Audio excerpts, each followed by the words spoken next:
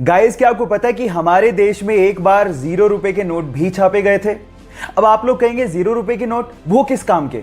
Don't worry, मैं आपको बताता हूं। ये 0 रुपए के नोट आरबीआई ने नहीं बल्कि फिफ्थ पिलर नाम की एक संस्था ने छापे थे और उन नोट्स के ऊपर लिखा हुआ था कि अगर आपसे आपके हक के काम के लिए कोई रिश्वत मांगे तो उन्हें ये नोट दो और हमें बताओ।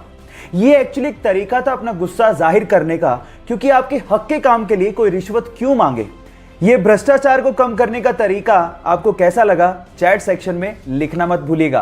गाइस, आप लोगों ने अक्सर सिटी का टूर कराने वाली बसेस को सड़कों पे चलते देखा होगा, लेकिन नीदरलैंड में कुछ ऐसी बसें हैं जो कि सड़कों पर चल के सिटी का नजारा तो दिखाती हैं, वो अचानक से नदी में उतर जाती हैं और उसके बाद पानी में चल के सिटी का नजारा दिखाती हैं। 2017 से ही आधिकारिक तौर पे नीदरलैंड में इन बसेस को चलाया जा रहा है, जिन्हें हम रिवर बसेस के नाम से जानते हैं। सो गाइस, क्या आप लोग भी कोरोना काल के बाद ऐसी बसों में नदी में उतर के सिटी का टूर करना चाहोगे? चैट सेक्शन में लिखना मत भूलिएगा। कनाडा के एक 23 साल के लड़के को एक्सीडेंट की वजह से अपना पैर गंवाना पड़ा और उसके जस्ट बाद ही उसे कैंसर भी हो गया। डॉक्टर्स ने कहा कि तुम कैंसर की वजह से ज्यादा दिन तक जिंदा नहीं रह सकते। तब उसे समझ में आया कि कैंसर पे रिसर्च कितनी ज्यादा जरूरी है ताकि लोगों की जान बचाई जा सके। उसने सोचा कि मरने से पहले वो पूरे कनाडा को पैदल अपनी एक टांग पे नापेगा और कैंसर रिसर्च पे फंड रेज करेगा। उसने 12 अप्रैल 1990 को पैदल चलना शुरू किया और लगभग 143 दिनों में 5373 किलोमीटर नाप डाले। कुछ ही मील बाकी थे, लेकिन उससे पहले ही उसकी मृत्यु हो गई। उस 23 साल के लड़के ने पूरे कनाडा के लोगों का दिल जीत लिया। आज भले ही वो जिंदा ना हो, लेकिन कनाडा के लोगों के दिलों में वो आज भी जिंदा है। उसका नाम है टेरी फोक्स और उसके जज्बे को मैं दिल से सलाम करता हूं।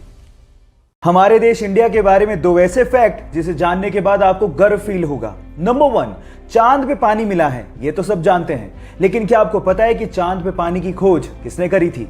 डोंट वरी, मैं आपको बताता हूं। वो हमारी ही नेशनल स्पेस एजेंसी इसरो ने की थी।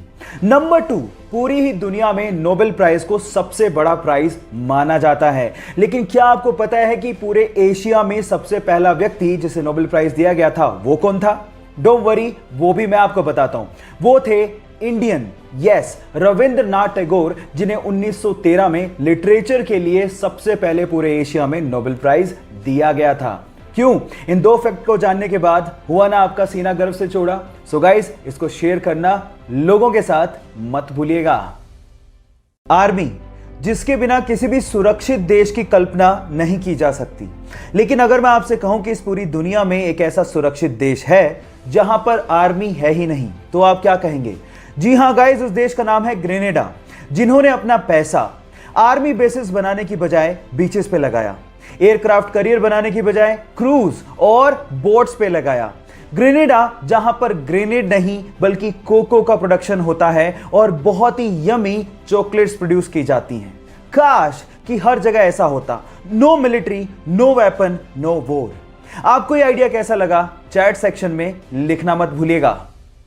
मैगी शायद इस लॉकडाउन में हमारा नेशनल फास्ट फूड बन गया है, लेकिन सवाल यह है कि मैगी का नाम मैगी रखा किसने? डोंट वरी, मैं आपको बताता हूं।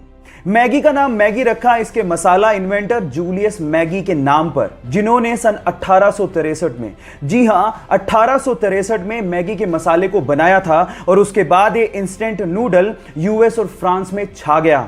और उसके बाद सन 1947 में नेस्ले ने मैगी को खरीद लिया और फिर 1983 में ये भारत में एंटर हुआ और उसके बाद आज भारत मैगी का सबसे बड़ा मार्केट भी है। क्या इसके पहले तक इफेक्ट आपको पता था? और अगर नहीं पता था तो चैट सेक्शन में लिखना मत भूलिएगा।